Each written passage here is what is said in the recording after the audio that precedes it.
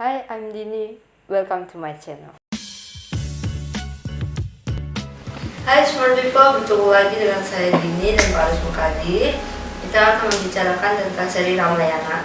Masih banyak yang penasaran dengan cerita cintanya Rama dan Sinta. Kemarin kan sudah ada lahirnya Rama, terus sekarang tidak ada yang tahu bagaimana akhirnya Rama. Kan mereka bertemu lagi di Rawono ya Pak ya, setelah Sinto Obong. Kalau di pagelaran wayang orang itu ceritanya Sinto Obong ya Pak ya, pas ketemu lagi habis diculik Rawono itu. Sinto Obong itu umumnya bukan judul untuk Sinto yang pertama. Iya, setelah itu kejadiannya itu gimana Pak setelah kejadian itu? Sampai dengan 2 kali. Itu kan? Iya. Kita terus saja diceritakan ya. Iya. Pelan-pelan ya. Sambil berdoa semoga ini si pikiran agak sedikit Pak. Ingatannya itu agar tetap baik gitu. Ya kalau membicarakan soal Ramayana ya dengan sendirinya saya dahului dengan pakem atau patokannya itu adalah serat Ramayana yang tadinya dari bahasa Sanskerta kemudian ditulis kembali dengan Ramayana bahasa Jawa Kawi atau Jawa kuno. Hal itu pun masih ditulis lagi dengan Ramayana bahasa Jawa, terus ditulis lagi dengan Ramayana bahasa Indonesia. Nah, terus ditulis lagi, digabung-gabungkan menjadi suatu urutan cerita untuk perjalanan atau untuk penyiaran atau untuk wayang orang atau kan itu. Nah, ini yang dimaksud dengan judul kisah Akhir kisah dari Rama Sinta. Iya. Nah, itu akhir itu. Ya, yang kemarin-kemarin sudah kita bicarakan ya, Rama sampai dengan Dasamuka, sampai dengan perang Berubuh Alengka. Nah, itu ini kita mulai aja dari berakhirnya. Berakhirnya perang Berubuh, perang besar Alengka. Jadi pada waktu berakhirnya perang Berubuh itu adalah perang tandingnya si Rahwana melawan dengan si Romo Wijaya yang sama-sama sakti, cuman yang satu dewa, yang satu dan tapi segala kepentingan dan segala kesaktiannya sudah sama jiwanya. Cuman dewa yang si Sri Rama ini didikan Dewa Wisnu, itu dewa yang atas itu. Nah, jadi ya ada perbedaannya, tapi perbedaannya dan lebih sakti. Dalam perang tanding itu menggunakan kereta segala, dan di kiri kanan palagan perangnya itu, tempat perangnya itu juga hancur semua, banyak gunung-gunung yang rontok gitu, karena perangnya tidak semestinya seperti manusia biasa. Jadi keretanya apa itu hanya mendarat di lingkungan gitu kan, kalau manusia. Nah, ini bisa sampai seperti terbang begitu dan lain sebagainya lah. Pokoknya sampai berakhir dengan Rahwana terbunuh. Rahwana mati, kemudian si Wibisana, adik bungsu Rahwana itu sangat sedih dan sangat sungkawa sekali begitu, karena sebelum Rahwana gugur itu kan sudah banyak saudara-saudara Rahwana, Karna, Sarpakenaka, termasuk kalau ada yang percaya si kembarannya Kara, sudah kan tidak itu kan saudaranya, ya termasuk si Patih Prahasta itu juga sudah gugur sebenarnya. Dan anak-anak Rahwana juga dari Indrajit, Trisira, Triwodo, Tri dan lain sebagainya sudah gugur semua, mati semua. Dan benar-benar terakhir dari perang besar itu Rahwono. Rahwono juga sudah mati ya ini ya. Kesedihan itu si Wibisana itu bisa dilihat oleh si Rama, kemudian Romo ya menghibur hati si Anulah. Jadi jangan hanya bersedih saja, tapi juga setidaknya ada kebanggaan lah bahwa kakaknya atau Rahwono itu seorang raja mati di tengah palagan perang. Itu memang jadi impian dari semua kesatria kan. Tapi dalam palagan perang dan membela negara. Nah, membela negara itu sudah menjadi salah satu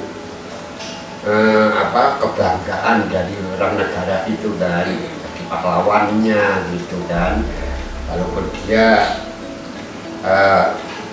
sebab-sebabnya perang itu dia mencuri si Cinta, itu pun manusiawi untuk merebut keinginan atau merebut untuk mencapai keinginannya itu kan masih diusahakan, itu kan masih dalam usaha. Nah, ya karena Cinta itu sudah punya suami, itulah yang membuat suatu dosa buat Rahwono. Nah, itu dikasih tahu begitu si Wibisana ya agak-agem lah, sadarlah, dan saudara-saudaraku semua itu semua bela negara. Jadi berarti itu ya patut disesali tapi juga patut dibanggakan.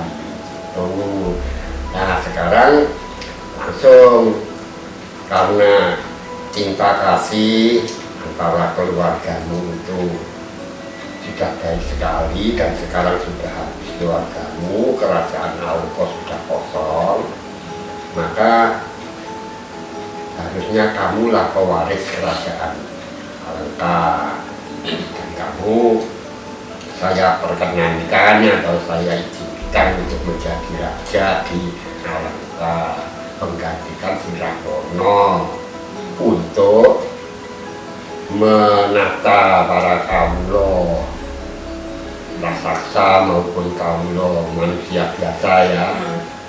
Kan itu kawulanya itu pasti bajingan itu bangsa raksasa dengan campur manusia, itu campur itu kayak Wisrawana dulu kan juga begitu bajingan. Nah, cuman kelebihannya satu, Wisrawana dulu bisa menguasai jin.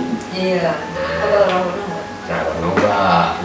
Jadi Wibisana disuruh jadi raja itu untuk mewarisi kerajaan leluhurnya kan. Nah, dia satu-satunya dia yang memiliki warisan itu. Kedua, untuk menata para kawulanya, agar kawula yang tadinya selalu berbuat kesalahan ini diluruskan sedikit itu jadi berbuat yang untuk kebaikan.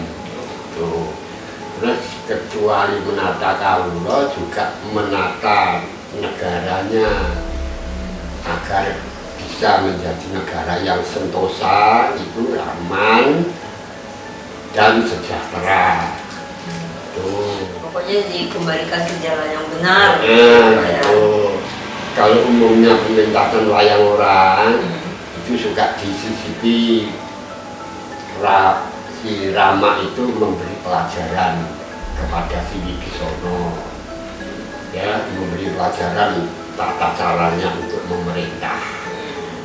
Jadi kayak mesti banyak kan disisipi Astabroto itu, Astabroto 8 cara pemimpin itu untuk melakukan seperti pemimpin itu harus berbuat seperti tanah, berbuat seperti matahari, itu loh simbol-simbol gitu. Nah, tapi kalau ini saya nggak usah ngomongkan itulah karena alasan saya nggak ngomongkan itu ya, karena Wibisana itu lebih tua. Wibisana kan lebih tua. Orang Rahwono ngejar-ngejar ibunya Rama. Iya, Rahwono. Nah iya, karena itu lahir kembar ya. Nah itu kan lebih tua si Wibisana. Kedua, Wibisana juga diberi kebijaksanaan oleh dewa kan. Iya. Nah sudah, jadi soal kebijaksanaan itu mungkin di Bisono sudah punya gitu. Nah kemudian setelah itu ada kesanggupan dari Bisono, iyalah saya yang melanjutkan. Nah kemudian ini diurus kematian si Rahwono ini, ya diurus kematian Rahwono dan bersama kematian para prajurit-prajurit yang pada hari itu juga ikut mati.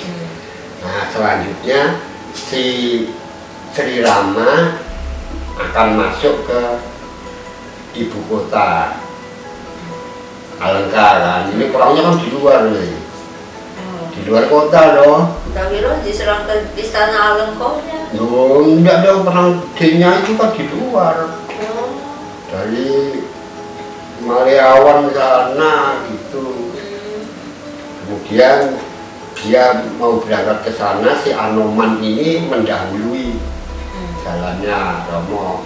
Karena apa? Karena Anoman ini sudah merasa lebih tahu daripada Romo dan lain sebagainya. Ini perasaannya ya, lebih tahu, saya pernah ke sini. Dan yang kedua kalinya saya tahu tempatnya Dewi Sinto, ya kan? Nah ini mau memberi kabar gitu, Dewi Sinto. Anoman mendahului masuk ke Taman Suko, menghadap Dewi Sinto.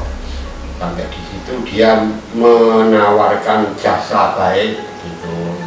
Gusti Ayu ini, kalau Gusti Ayu ada yang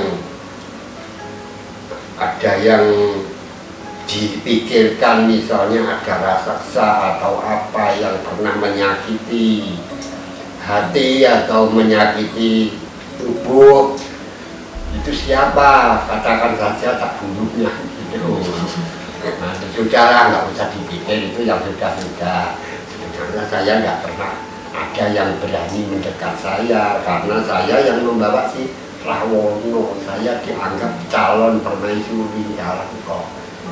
Jadi kalau cuman kamu lainnya nggak ada yang berani dekat, apalagi berbuat jahat. Yang kedua kalinya si Anoman menyatakan bahwa perang berhubuh. Jadi kalau Bali itu perang puputan gitu. Nah itu sudah selesai. Selesainya perang itu ditandai dengan kematian Rahwono. Dan kematian Rahwono ini didahului oleh kematian keluarga Alengka, gitu kan. Dan saat ini Gusti Rama itu akan masuk ke kota Alengka. Apakah tidak sebaiknya Gusti ini menyambut kedatangan Romo? Ah iya, senang. Nah, karena mempersiapkan diri sampai dengan berangkatlah begitu. Kalau buktinya si Anoman pulang dulu, lapor dulu kepada Romo, balik lagi, terus berangkat. Ya itu sambil nunggu persiapan si Sinto. Itu kan, nah sekarang kita sampaikan saja bahwa dia sudah berangkat menyambut. Kebetulan sampai di alun-alun itu masuk ke istana. Nah itu Sinto sudah keluar menemui dengan penuh harapan loh Sinto. Kira-kira bertahun-tahun lah, nggak tahu berapa tahun lah, 3 tahun atau 2 tahun atau berapa gitu, berada di sekapan Rahwono musuh, ya toh. Nah itu sekarang sudah bisa ketemu sama suaminya, itu kan harapannya bisa ketemu, bisa bahagia, ya toh. Apalagi suaminya bisa menyelesaikan, merebut kembali, dan pokoknya bangga gitu dengan harapan yang baik-baik itu bisa kembali seperti zaman dulunya, ya. Nah, tapi sayang dia sampai di depan Sri Rama menerimanya itu acuh-acuh gitu, dingin gitu. Pikirannya Sri Rama ini pikiran kaulaku ya, pasti memikir Sinto ini sudah bertahun-tahun berada di sekapan musuh. Nah ini mesti kaulaku bertanya kesuciannya itu gimana. Nah ini mikirnya si Romo ke situ itu terus menjadi suatu harapannya Romo untuk mengetahui kesucian. Benar nggak ini suci? itu jadi terpengaruh juga kan. Iya. Nah tapi terus di situ Rama mengatakan kalau sudahlah sekarang tidak bisa kamu berkumpul kembali menjadi istriku, dan kamu kalau mau minta pengayoman gitu, perlindungan gitu, mau perlindungan di Ayodhya juga boleh, mau berlindung di Alengka juga boleh, mau kemana saja yang kamu kehendaki saya akan mengantarkan. Tapi kalau aku harus menerima kamu masih tidak, karena akan merosotkan martabatku. Ya, kamu dicuri oleh musuh sudah beberapa tahun, berdapat di dalam sekapan musuhnya itu. Jadi kesetiaan dan kesucianmu itulah yang harus aku lakukan. Nangis si Sinto, nangis nggak laluan udah. Jadi harapannya hancur kan. Nah, sampai di situ kan jadi tolak itu berarti. Wah, yes. Tapi berhubung karena Romo ingin membuktikan kesucian dan kesetiaannya. Nah ini terus Sinto mencari jalan untuk itu. Iyalah kalau begitu saya buktikan. Ya nangisnya itu tadi kan biasa di hatinya itu sampai logam-logam gitu ya. Itu si Trijoto itu yang setia itu mendatangi gitu, menghibur maksudnya. Tapi Trijoto sendiri juga tersengal-sengal karena nangis juga. Akhirnya setelah itu saya akan membuktikan, terus minta kepada si Lesmono, tolong siapkan api pancoko. Api pancoko itu api pembakaran mayat. Nah, dan semoga didengar maksudku. Kalau api itu nanti sudah menyala dan saya akan terjun dalam api. Kalau saya masih suci dan masih setia, berarti saya tidak akan mati karena api. Tapi kalau saya tidak suci atau tidak setia menurut pandangan para dewa, saya pasti lebur gitu. Nah itu si Romo juga ngerti tapi diam saja. Romo mungkin juga sudah tahu lah segalanya kan, titisan gitu. Tapi ya dia memang berbuat begitu, bagaimana mengangkat harapan orang lain dan memberi harapan orang lain gitu. Nah sampai akhirnya Romo cuman memberi tanda saja sama si Lesmono. Lesmono pun Wibisana pun Sugriwa yang monyet itu sama Hanuman itu buahnya semua nangis itu. Soalnya bisa merasakan bagaimana kedua orang itu bisa bertahun-tahun. Terus akhirnya memberi tanda bahwa ya siapkan saja gitu loh maksudnya. Nah Lesmono menyiapkan itu. Nah setelah bersiap di situ mengulangi lagi kalau saya akan membuktikan suci atau setia apa enggak, itu saya tidak usah ke depan mata para manusia biasa dan saya akan bertanya kepada dewa, saya ini suci apa enggak. Amit sama Romo naik ke panggungan, itu apinya dinyalakan. Bener apinya bulan-bulan gede, dunia menuju ke angkasa gitu ya, membubung tinggi gitu kan caranya. Nah, Sinta ini sudah pas hatinya, sudah pas percaya kepada dewa, terjun api yang besar itu masuk ke dalam api. Pas dia masuk itu kebetulan dia ditangkap oleh Dewa Agni. Oh, ya, Dewa Api. Dewa Agni ya, Bathara Agni. Iya. Nah, Dewa Api itu ditangkap gitu, seketika apinya mati. Berganti dengan turunnya hujan istana dari para dewa dan bidadari. Akhirnya diturunkan di hamparan bunga itu, harum-harum itu, lalu dia bersimpuh gitu. Nah, bersamaan dengan Sang Hyang Brahma datang. Nah, ini kalau Sang Hyang Brahma itu yang paling atas, berarti ini pakemannya atau patokannya cerita ini masih dekat-dekat dengan Ramayana yang masih jadi masih baru disalin ke Jawa, terus baru disalin lagi, baru disalin lagi. Masih agak atas lah. Jadi masih ada itu. Brahma di situ mengatakan bahwa Romo, ini permaisurimu adalah belahan hidupmu. Dia terjadi juga untuk kepentinganmu. Nah, maka dari itu saya sebagai dewa menyaksikan dan sebagai saksi bahwa ibu itu ternyata masih suci dan masih setia. Maka terimalah kembali kan gitu kan harapannya dewa itu.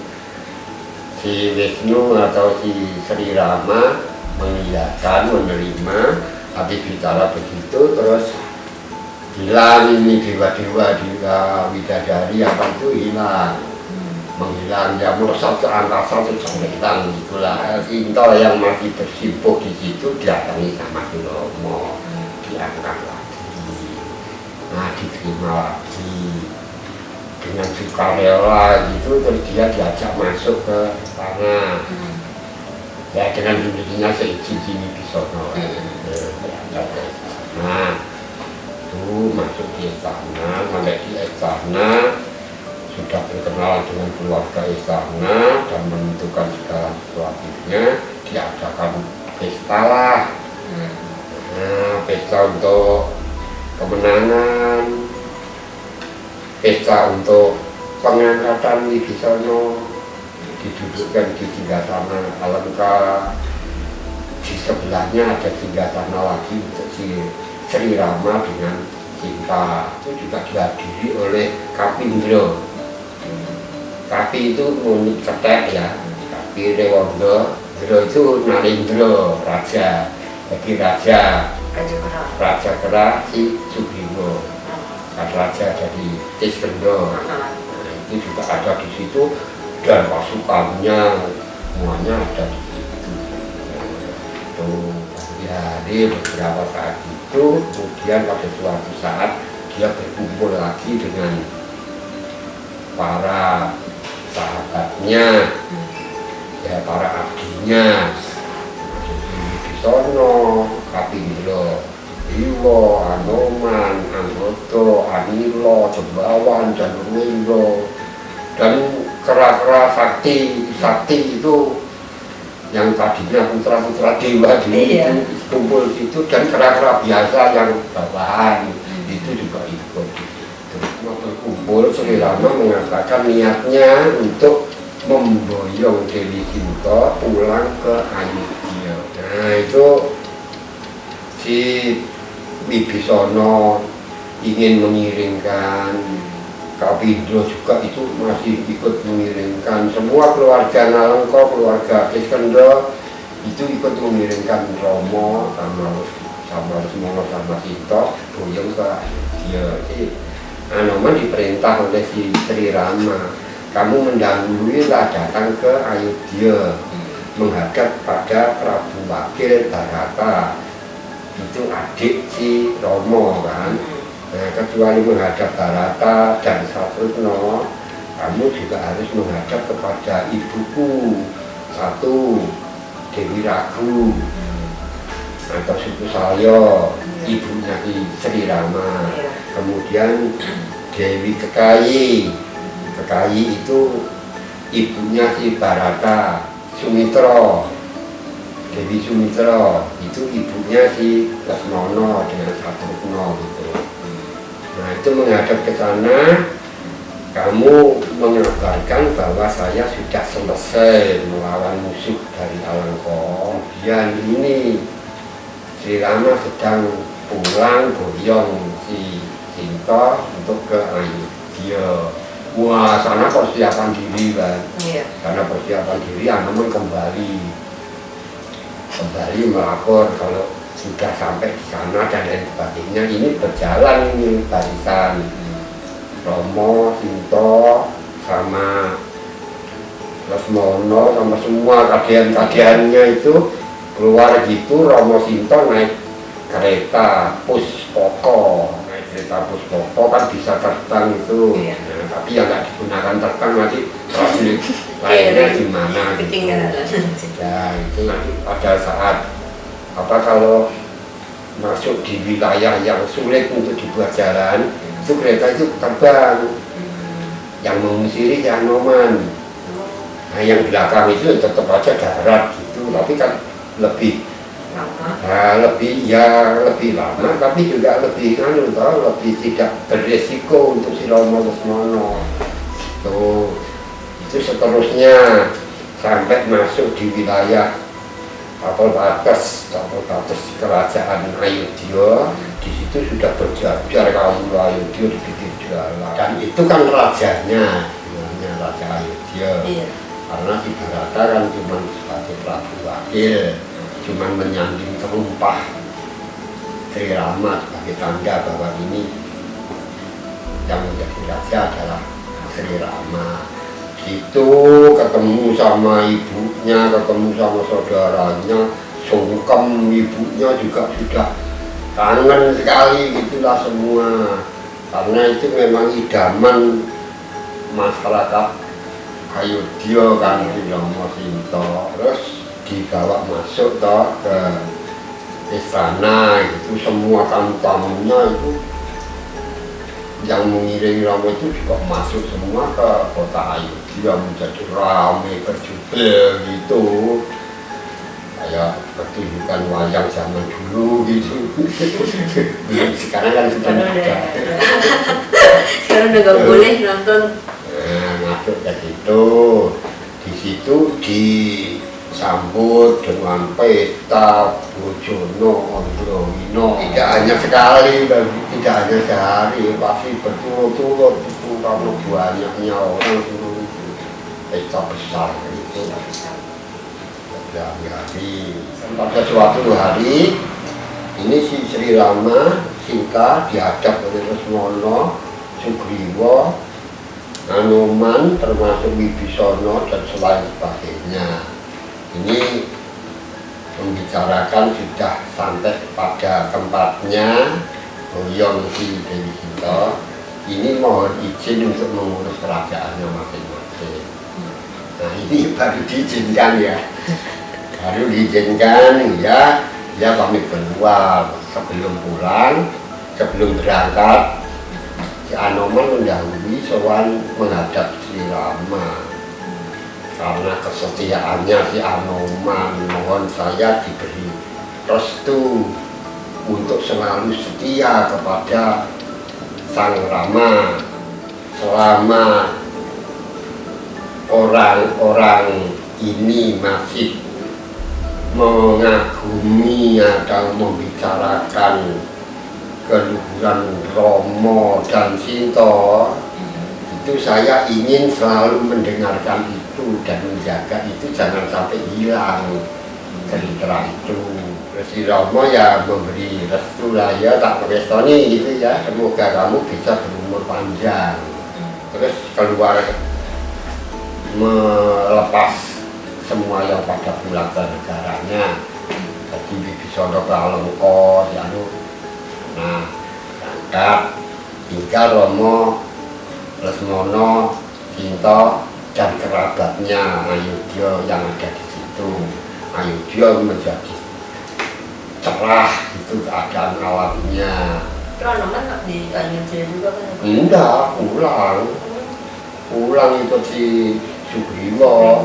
Sugriwa pun didoakan oleh si Romo tidak selamat, terus tidak sakit dan tidak jangan sampai mati dulu gitu loh, umur panjang juga. Nah, itu ada ceritanya sendiri, tidak tahu ini ceritanya gimana gitu. Ada Sugriwa Subali kan kemarin tidak ada. Oh itu si Romo jadi raja di Ayodhya. mengatur negerinya dengan baik dan suasana negara itu jadi cerah, kemudian kawulanya tentram, negaranya lebih luhur lagi, lebih sering didatangi para pendeta untuk dipujikan, didoakan supaya rakyatnya bisa sejahtera, rajanya bisa rahayu, gitulah pokoknya jadi kota yang indah dan ramai. Itu pada suatu ketika Sri Rama berkumpul dengan para brahmana. Yang berkumpul para brahmana di situ itu ada brahmana kayangan seperti Wasiswa dan lain sebagainya. Itu ada pendeta yang sobornya itu kebiasaannya itu berada di kayangan, jadi keluar masuk kayangan bebas dia. Berarti itu pendeta yang sudah suci. Suci banget. Sudah bebas di sana. Nah itu juga di situ berkumpul.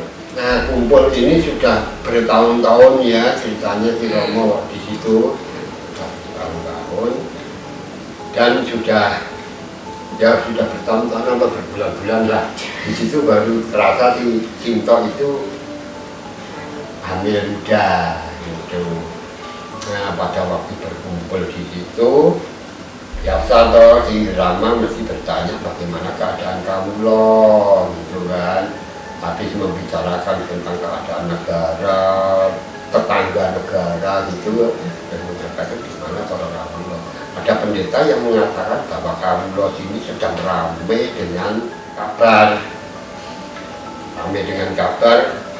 bahwa kamu loh itu banyak yang meragukan kesucian Sinto.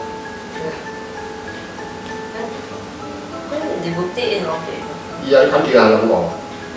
Nggak tersebar nontonnya. Luan ini di Ayodhya, namanya aja bawa kereta itu kan jauh. Iya sih, dan masa nggak kesebar. Nah dia apakah mungkin itu maksudnya para kaum loh sudah beberapa tahun berada di tempat musuh. Pokoknya keraguan itu keluar lagi tapi di Ayodhya yang kamu Ayodhya, kalau tadi kan Romo sendiri yang merasa ini jangan-jangan kamu loku ini pasti punya tanda tanya gitu kan kalau di alam kok. Romo sendiri ya, ini kamu lo bener-bener lah. Nah ini Romo termasuk kena itu apa terpengaruh oleh itu karena mengatur rakyatnya berat karena itu ya gonjang ganjing berita itu sampai membuat rakyat jadi nggak tenang gitu. Kalau ada gitu kan itu yang dibicarakan kan rajanya, bukan yang dilakukan kan permaisurinya yang jelas jadi idola orang-orang itu. Sekarang kok terjadi pertanyaan gitu. Ini Romo terus baru merasa pada suatu ketika dia sedih itu, dia semono begini, saya tidak bisa mempertahankan untuk menjaga martabat saya dan menjaga kesucian itu. Nah, harus dibuktikan. Kemudian Romo perintah sama Lesmono, udahlah sekarang kamu temui si kakakmu Dewi Sinto, bawa pergi singkirkan dari Ayodhya. Kamu cari yang kira-kira dekat dengan Sungai Gangga. Di situ hutannya besar sekali dan sangat angker itulah. Kamu bawa ke sana dan tinggalkan di sana, jangan dikasih pengikut. Terus Mono harus melaksanakan kan. Ketemu sama Dewi Sinto, diajak mau diajak nonton keindahan alam di daerah dekat Gangga. Seneng juga dia, berangkat sampai di tempat sana, di Gangga sana, turun baru berterus terang Makanya ngomong berterus-terang sebenarnya saya disuruh membawa kampung ini diusir. Pokoknya harus disingkirkan dari kerajaan, harus hidup di tengah hutan seperti ini. Wah, kan bingung dia. Ya, nggak tahu apa-apa. Amin. Dan nggak sanggup apa-apa kan kita. Itu terus akhirnya ditinggal itu dengan perasaannya yang nggak tahu susah atau apa gitu ya, pokoknya ada kejadian begitu. Ini si Lesmono angkat pulang, tinggal dia seorang diri, terlunta-lunta. Nah, mana perutnya tambah gede, hamilnya di tengah hutan, tidak ada manusia pun, hutannya luas dan sangat lebat sekali. Dia berjalan tersiap-siap sendiri, kebetulan bisa mendekati Kali Serayu. Kali Serayu itu nanti akhirnya masuk ke Kali Gangga gitu. Nah, di situ temui sama seorang pendeta ya, seorang resi yang bernama Resi Walmiki. Walmiki itu tinggalnya deket-deket kali situlah. Nah, deket-deket kali gitu, pokoknya tapi tempatnya itu sangat indah dan air sebagainya. Kok kebetulan seperti dipaskan gitu loh, Sinta di situ kebetulan bisa dapat ditolong sama orang yang tempatnya indah gitu ya, orangnya juga sakti dan orang pandai gitu, tolong terus dirawat si Sinta, dirawat ke rumahnya Resi Walmiki tuh sampai berbulan-bulan, berhari-hari ya. Terus akhirnya kandungan sudah waktunya harus melahirkan putra kembar, juga masih dirawat di dalam rumah Walmiki. Ya dengan sendirinya Walmiki itu enggak selalu sendiri, kalau mesti kadang mesti ada teman pendeta dari Kayangan atau apa yang datang ke situ, itu juga bisa tahu kejadian, juga bisa ikut merawat gitu. Dirawat kelahirannya, kemudian anak kembar itu laki-laki tampan sekali, dinamakan Pangeran Lawa dan Pusa. Dua orang itu. Terus dewasanya anak dua itu diolah lagi sama si Walmiki, mungkin juga ada yang membantu lah, pendeta-pendeta dari Kayangan gitu. Diajar ilmu kesaktian, diajar ilmu mantra, diajar tentang Weda dan lain sebagainya gitu kan.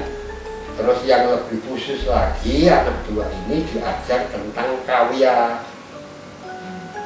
Kawya itu ya seperti kalau Weda itu hidung Weda ya, jadi rapal yang dihidungkan dinyanyikan di Weda itu.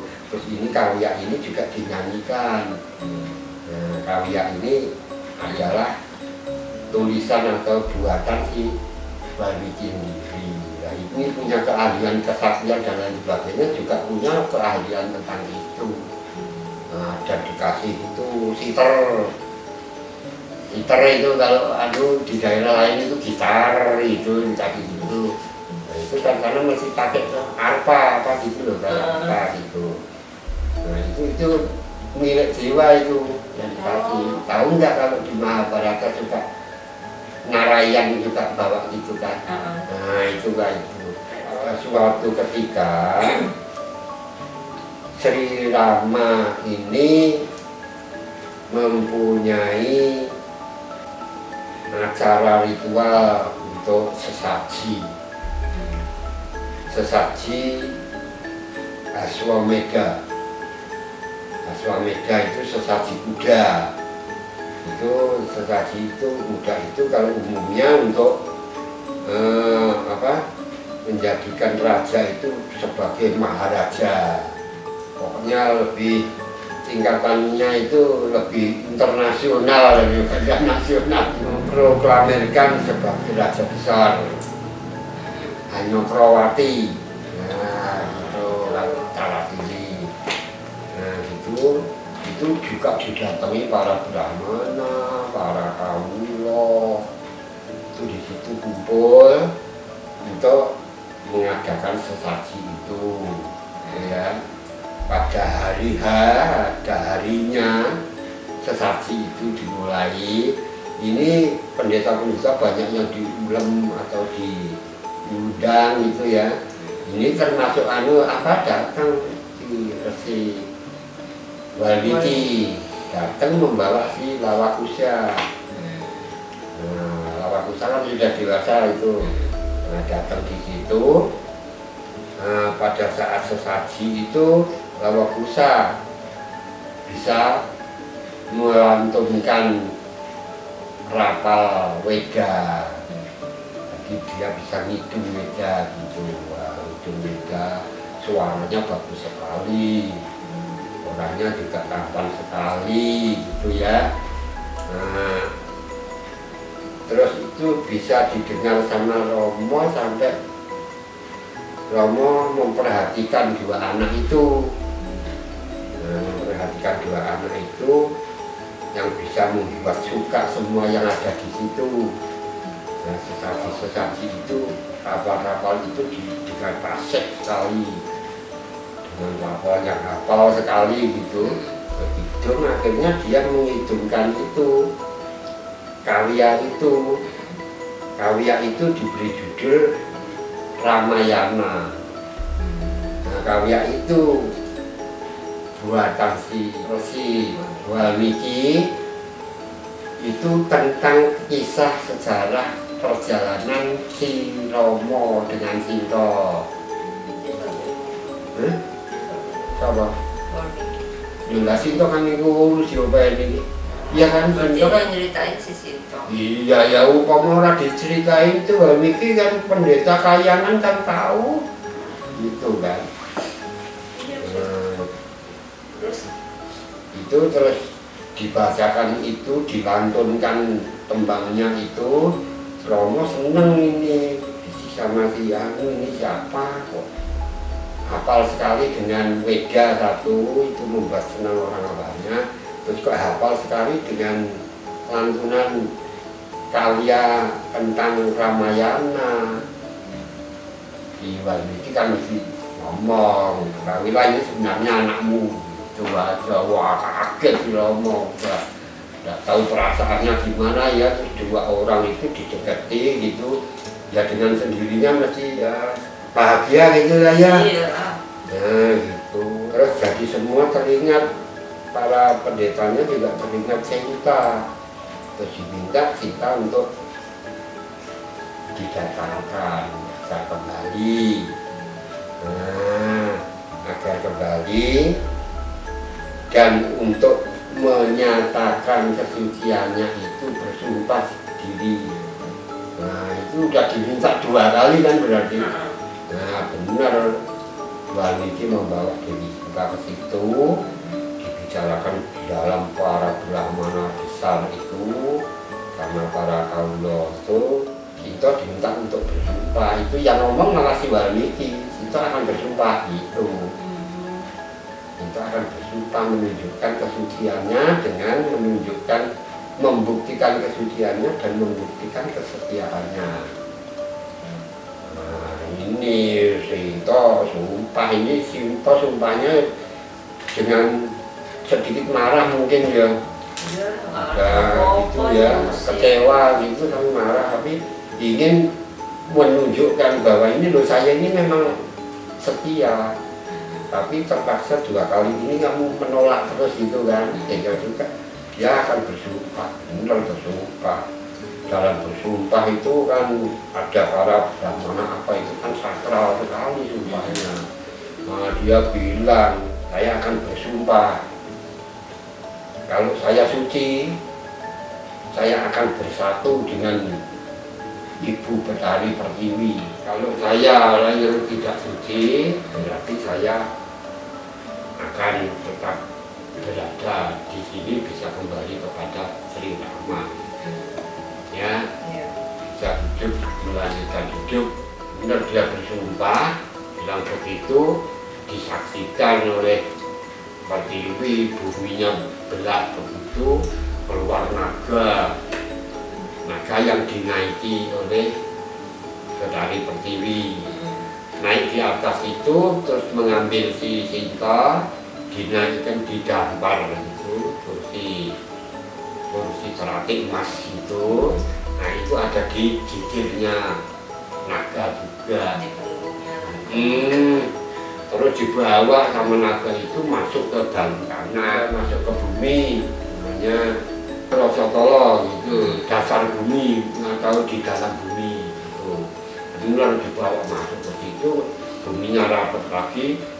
Romo baru sadar, marah dia. Iya kan, memisahkan itu kan sudah memisahkan si Sinto, sudah balik ke situ malah dipisahkan. Nah itu diingatkan sama para pendeta, sumpahnya Sinto tadi kan begitu. Sumpahnya kan kalau dia itu suci, dia akan bersatu dengan Pertiwi, itu kan? Nah sekarang dia bersatu dengan Pertiwi berarti dia suci, tapi kamu tidak bisa memiliki. Nah itu sudah maksudnya itu kan, kamu sudah merugikan Sinto juga dulunya kan? Nah sudah banyak merugikan juga. Tapi karena setia, Sinto sampai punya anak dua itu udah putus untuk kesetiaannya. Nah kemudian setelah dikasih kesadaran begitu, Romo sadar dan baru terasa dia kecewa dan sedih. Tuh, kecewa dan sedih. Ya seperti mestinya ya si Lawakusia juga ikut bersedih dong, ditinggal sama ibunya. Nah ini terus si bapak sama anak sama-sama merasa sedih. Biasanya kan terus dikasih acting yang dirangkul gitu, kasihan ibumu gitu, kok bagaimana? Terus itu kesedihan sampai berhari-hari. Ini selesai itu sampai berhari-hari, itu si Romo itu seperti orang linglung jadinya. Balik lagi kayak dulu lagi. Akhirnya pada suatu ketika dia merasa sudah bosan lah, bosan dengan kehidupannya, sudah selesai kan.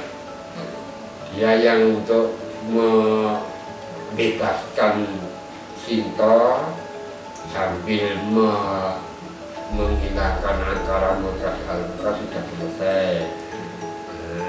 Dan pokoknya dharmanya sudah dilaksanakan semua. Dan tinggal ingin menyelesaikan segala kehidupannya itu. Tuh. Nah pada suatu ketika dia semadi, ya semadi itu, si Laksmana ini yang menjaga keselamatannya, jaga di luar. Ini si seorang pendeta ingin ketemu sama si Sri Rama, diterima sama Sri Rama, disuruh masuk. Pendeta itu terus terang bahwa dia sebenarnya, dan Sri Rama juga tahu sebenarnya pendeta itu adalah dewa kala, Corokolo gitu lah. Corokolo kala itu kan saat toh. Nah kalau orang Jawa, Pakeman Jawa, pendeta kematian itu kan Yomodipati bilangnya. Ini kalah langsung, saat udah waktunya gitu. Nah ketemu di situ berkata bahwa sebenarnya saya ini ya saya tidak tahu, terus kebutuhan kedua saya ingin berbicara tapi jangan sampai ada orang yang mengganggu atau orang yang datang. Nah, kalau ada orang yang sampai mendengarkan ini kan membuka rahasia jiwa, ya toh? Sudah jangan khawatir, di sana ada yang jaga, di Laksmana jaga. Ya nanti kalau ada orang yang kesini itu yang jaga harus dikasih hukuman, ya nanti tak singkirkan itu, tak bunuh gitu. Kalau ada yang ganggu. Terus ini ngomong masalah dewaan. Kala itu diutus oleh Raja Dewa untuk memberitahu bahwa keberadaan Dewa Wisnu di Marsawada itu sudah waktunya harus kembali kayana. Sri Rama tidak keberatan, oh ya kalau begitu saya akan menyelesaikan kehidupan saya di Marsawada ini. Ini ngomong belum selesai, di luar itu si Lesmana kedatangan seorang Brahmana lagi. Brahmana lagi datang itu dengan terburu-buru ingin ketemu sama Sri Rama. Sri Lesmana sudah mengatakan tidak bisa, masih ada tamu dan nanti saja kan tamunya sudah selesai. Tidak bisa, saya harus cepat ketemu. Kalau saya tidak kamu ketemukan dengan Sri Rama, tak sumpahi. Nah ini sumpahnya Brahmana kan menakutkan itu. Pasti jadi. Terus terpaksa sih Lesmana matur ke sana dan lagi perhitungannya berbicara dari tadi mungkin sudah selesai. Masuk belum selesai juga. Nah begitu ini masuk sana diselesaikan, diakhiri itu pertemuannya. Kemudian diakhiri. Ya, sebelum mengatakan bahwa ini ada Brahmana yang ingin bertemu. Si Brahmana yang pertama, Brahmana Kala itu tadi pergi, yang ini ngomong sama Sri Rama mengatakan bahwa saya ini baru turun dari gunung, baru selesai bertapa, dan sekarang saya minta dijamu oleh Sri Rama. Agar Sri Rama dan kawulanya itu rahayu dan lain sebagainya, biasa loh, gitu rahayu. Oh iya dikasih sama si mau dikasih makan. Ya nggak tahu mungkin disangoni apa enggak ya. Pokoknya itu sudah dia kelaparan di tempat itu, memaksa Sri Lesmana untuk ketemu, kepentingannya cuma minta di cuma begitu. Akhirnya dia pulang, pulang Sri Lesmana menyadari kesalahannya karena takut disotkan. Itu tadi yang disotkan, yang disumpahi kan bukan hanya Romo tapi seluruh kawula. Nah ini mengatur bahwa terpaksa harus dibenar itu. Dan saya mendengar tadi kalau sampai ada yang mengganggu akan disingkirkan atau dibunuh kan gitu. Nah ini saya salah. Nah apakah mungkin Kakang Man mau membunuh saya kan begitu? Nah sebaiknya saya aja yang menyingkir, pergi dia Mono menyingkir ini karena dia merasa bersalah kan. Nah, karena ini si Romo ya diam saja. Nah diamnya itu karena memaklumi, apa diamnya itu karena marah kan nggak ngerti. Tapi yang jelas diamnya itu dia sudah tahu jalan hidupnya Krishna kan. Wisnu. Nah ini Sri Lesmana yang meninggalkan kerajaan ini sampai dengan masuk ke hutan, kembali lagi dia ke hutan, lewatnya situ lagi di dekat kali Serayu. Sungapen yang mau masuk ke Ganda masuk di situ dengan tergesa-gesa gitu, sudah nggak nengok kiri kanan sampai Serayu, dia masuk ke Serayu, terus sambil bersesaji air gitu pada dewa, dia ngos-ngosan sampai dengan mati. Datangnya dewa si Indra, kali ini datangnya Indra dengan para dewa bidadari mengangkat Sri Lesmana itu, diangkat dibawa ke surga, ke kayangan. Karena Sri Lesmana ini terjadi sebagai bingkisan seperempat Dewa Wisnu gitu. Jadi kan ya maksudnya seperempat pekerjaan Dewa Wisnu apa gitu ya. Jadi bukan Dewa Wisnunya yang dibagi 4 terus Dan itu seperempat pekerjaan Wisnu di masa pada itu. Tuh. Oke. Nah ini terus dibawa, namanya sudah mukso kan.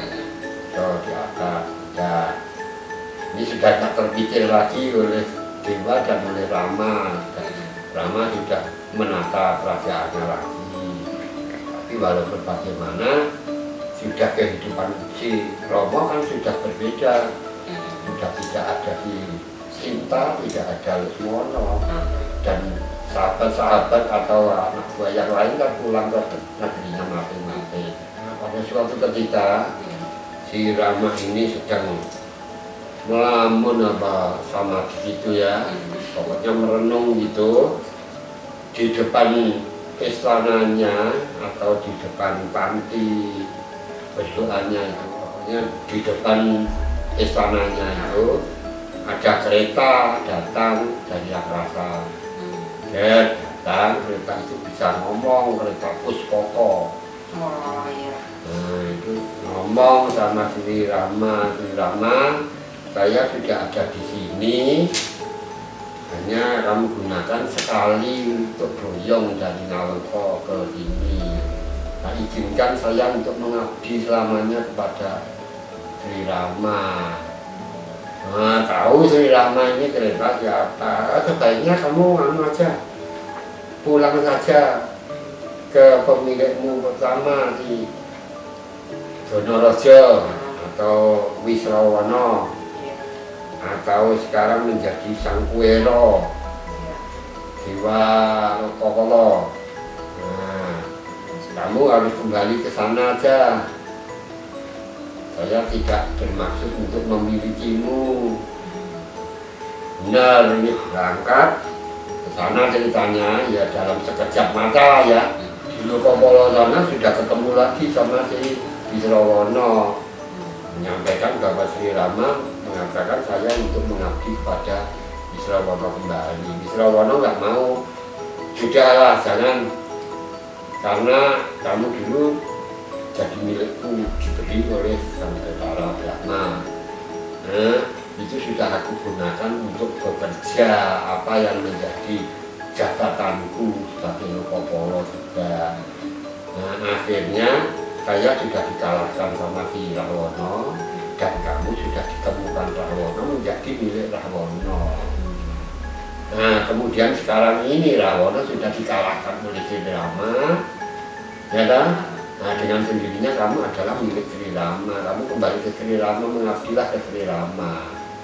Tuh, maksudnya balik lagi itu dengan sekejap mata atau dengan waktu yang semestinya gitu ya.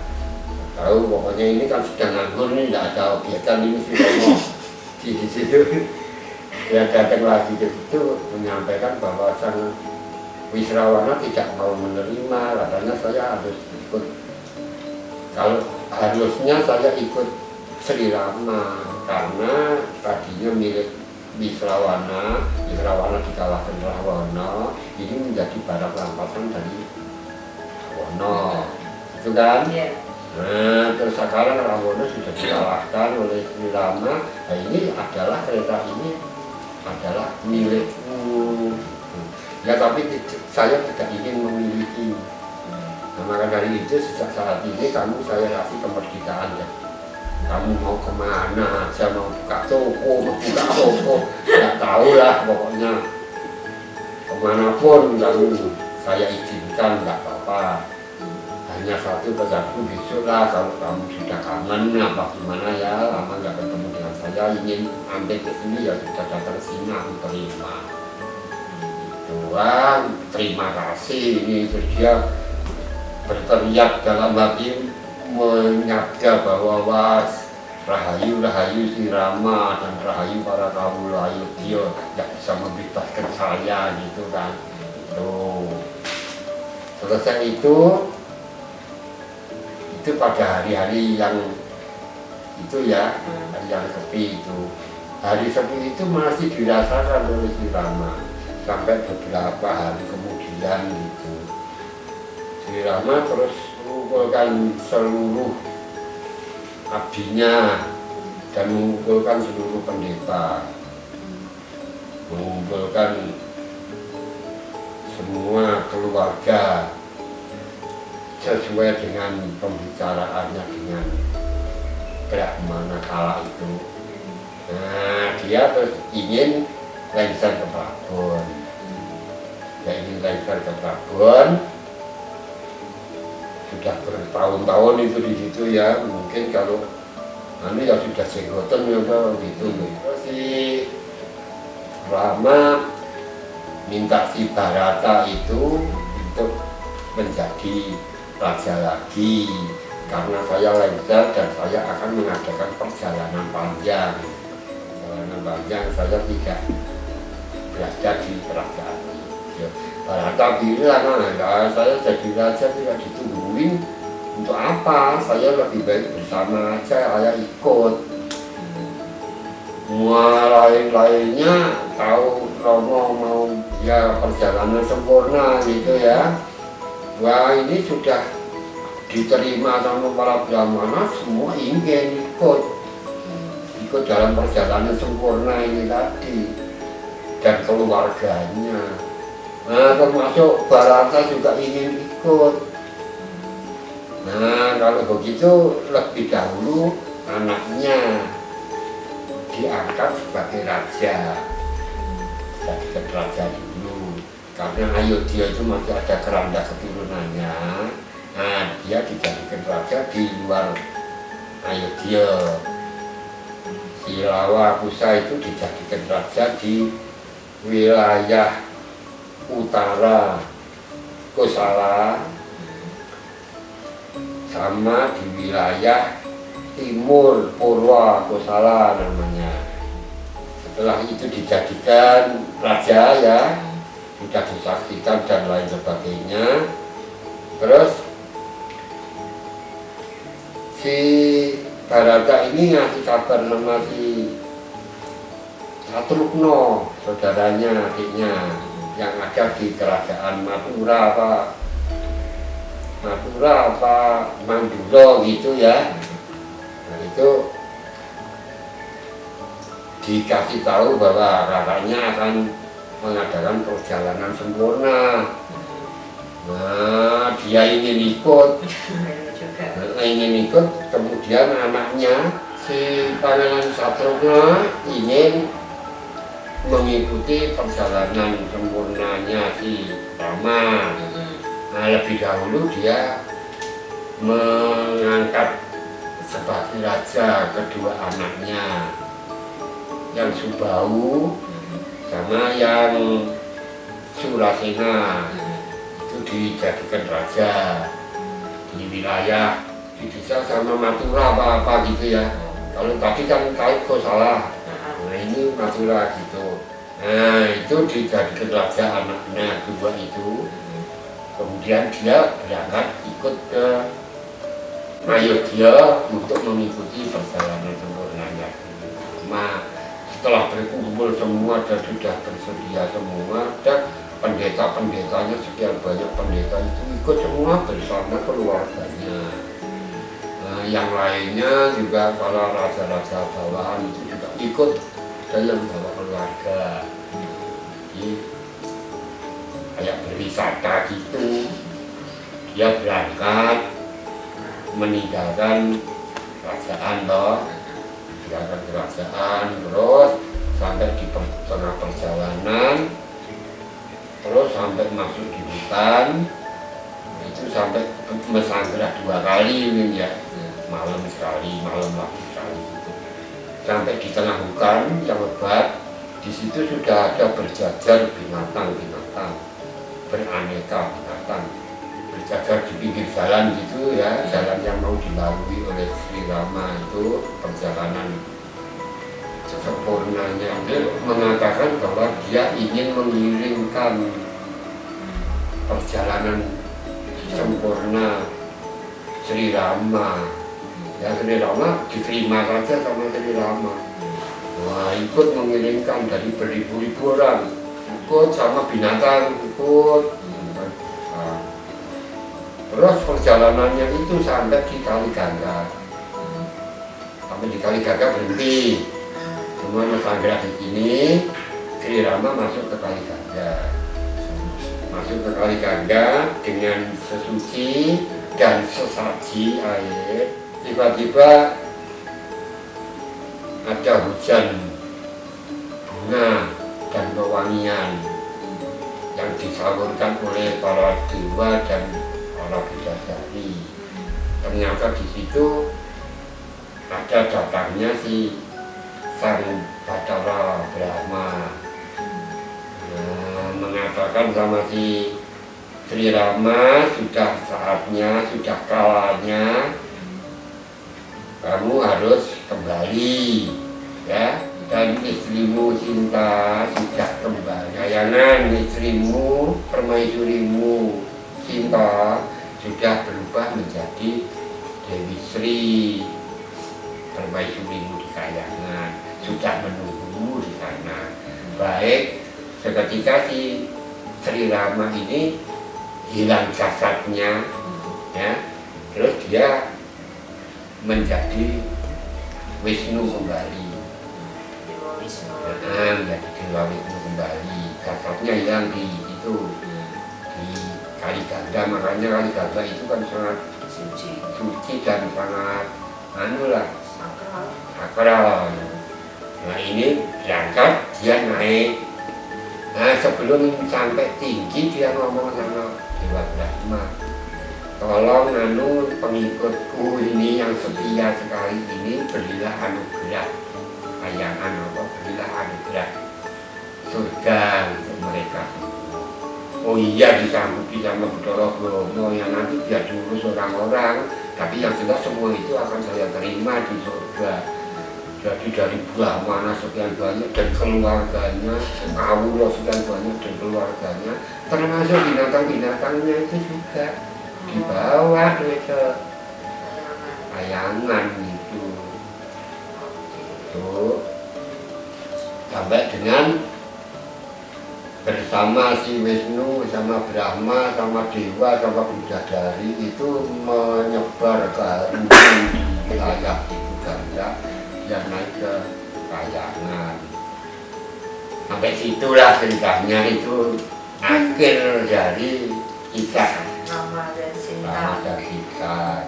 Ini yang satu ya. Satu pakeman. Ada pakeman lain lagi yang menceritakan akhir dari Sri Rama dan Sinta. Beda lagi. Beda. Bener beda banget. Ya enggak lah ya. Cerita depannya ya seperti biasa. Terus paling cerita sampai di Ayodhya itulah kan sudah dibedakan dulu. Iya. Ramayana ya, kalau bahasa Jawa kuno sama Ramayana yang asli. Nah itu karena ada bedanya. Kalau yang asli kita dipisahkan, ya kan? Yang di Jawa itu tidak sampai dipisahkan, tetap berada di Ayodhya sampai ada cerita Rama Nitik dan Nitik.